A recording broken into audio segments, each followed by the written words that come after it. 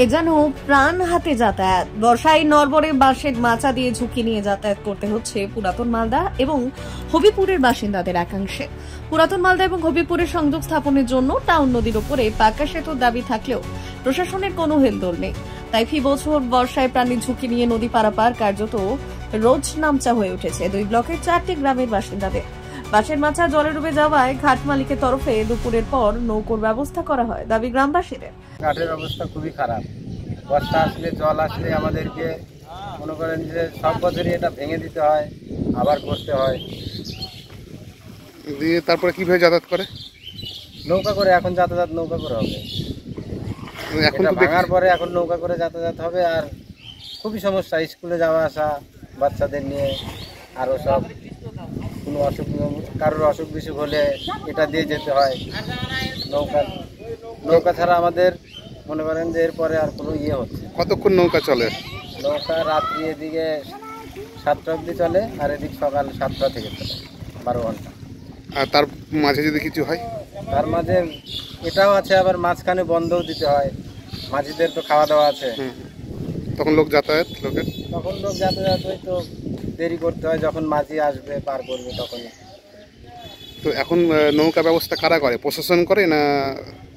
নৌকা এটা ডাকের ঘাট আছে। আচ্ছা, মনে করেন যে সরকার থেকে এরা যারা নিয়ে আসছে, এরাই যাতায়াতের ইয়ে করা আছে, আসা যাওয়ার ব্যবস্থা এরাই করছে। তো মানুষকে টাকা দিতে হয়? হ্যাঁ, টাকা দিয়ে জমা করে আমাদেরকে পার হচ্ছে। কত টাকা দিতে হয়? মনে করেন যে যেটা স্বাভাবিক 800, 600, 700, যার কাছে যেমন। গরিব মানুষের কাছে একটু কম নেওয়া হয়, যাদের কাছে একটু মনে করেন অর্থনৈতিক বেশি আছে তাদের কাছে একটু বেশি নেওয়া হয়। এরকম করে চলছে এই ঘাটটার। তো এর আগে সরকারের লোক আরও এসেছিলো, এখানে ব্রিজ করার আবেদন আমরা করেছি। সেগুলো তার দেখছি না। এখন সরকার কি করছে না আমাদেরকে নজরেই রাখছে না, এটা বুঝতে পারছি না। তোমরা ব্রিজের দাবি করেছো? হ্যাঁ, দাবি করেছি। এর পদক্ষেপে আরও ওনারা এসছে, অনেকবার এসছে, মাপঝোঁকও করেছে, কিন্তু কিছু এখনো হয়নি। পুরাতন মালদার মুচিয়া এবং হবিপুরের বুলবুলচন্ডী গ্রাম পঞ্চায়েতকে বিচ্ছিন্ন করেছে টাঙ্গন নদী। দুই পঞ্চায়েতের চর লক্ষ্মীপুর, সিন্ধিয়া, ডোবাপাড়া, বুলবুলচন্ডীর বাসিন্দাদের নদী পারাপারে শুখা মরশুমে বাঁশের মাচা এবং বর্ষায় নৌকোই ভরসা। গত দুদিনের ভারী বৃষ্টিতে মাচার একাংশ জলে ডুবেছে।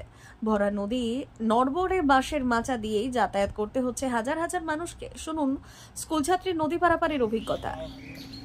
কোথায় থেকে? মাচা পার হয়ে জল হয়ে গেছে বেশি, এই জন্য জলের সঙ্গে মিশে গেছে।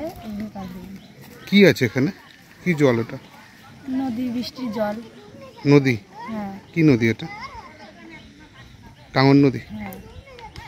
কতটা বিপজ্জনক? কতটা? অনেকটা, এদিক ওদিক হলেই পড়ে যাবো। এভাবে যাতায়াত করতে হচ্ছে? হ্যাঁ। কিভাবে যাতায়াত করছো তোমরা? এখানে জল হয়ে গেলে নৌকা দেয়, নৌকাতে পার হতে হয়। আর নৌকা না থাকলে? নৌকা না থাকলে পারবোই না, ওই দিক দিয়ে ঘুরে যেতে হয়, অনেকটা হেঁটে যেতে হয়। কতটা দূর ঘুরতে হয়? অনেকটা। এবারও বর্ষার নৌকো এবং নড়বড়ে বাঁশের মাচায় যাতায়াত ভবিতব্য নদীর পাড়ে বাসিন্দাদের। এবার পাকা সেতুর ভাগ্য কি ছিকে ছিড়বে?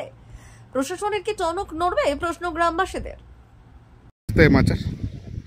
মাছের পরিস্থিতি ভালো না, তো প্রতি বছরে এই অবস্থায় আমরা পার করি। কি অবস্থা হয়? ডুবে গেছে, কোথাও ভেঙে গেছে। এই রাস্তাতেই বাচ্চারা স্কুলে যায় আসে।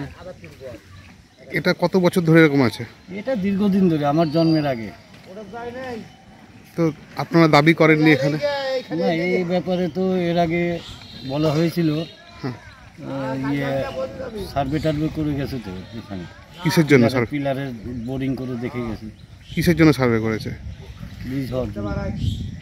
কিন্তু কি অবস্থা এখন?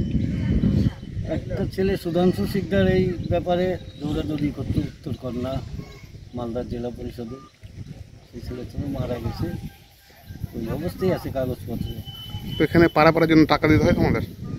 হ্যাঁ, আগে দিতাম 500, তারপরে দিচ্ছি 600, এবার 800।